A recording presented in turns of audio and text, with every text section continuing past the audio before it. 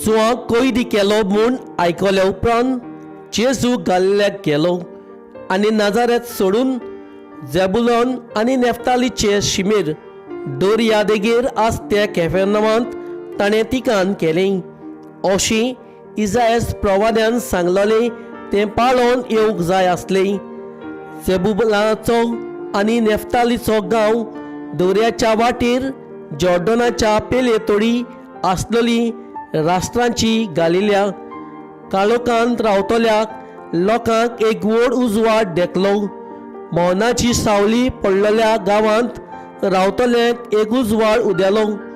तो दीस जावन जेजू अशें म्हणून प्रवचन करूंक लागलो, जिवीत बोल्लात कित्याक सर्गीचें राज लागीं पावलां। जेजू आख्खे गलिल्यांक भोंवतणी वचून तांच्या देवस्थानांनी शिकयतालो, स्वर्गा राज्यान शुभ वर्तमान परगडटालो आनी लोकां मोदें सगल्या जिनसांचो पिडारोग बरो कोत्तालो। तांचें नांव आसलेल्यांक, देंवचार बसलेल्यांक, मोडलूक जाल्लेल्यांक आनी आरेन पडलेल्यांक ताचे सोशी हाडटालीं आनी तो तांकां बरी कोत्तालो।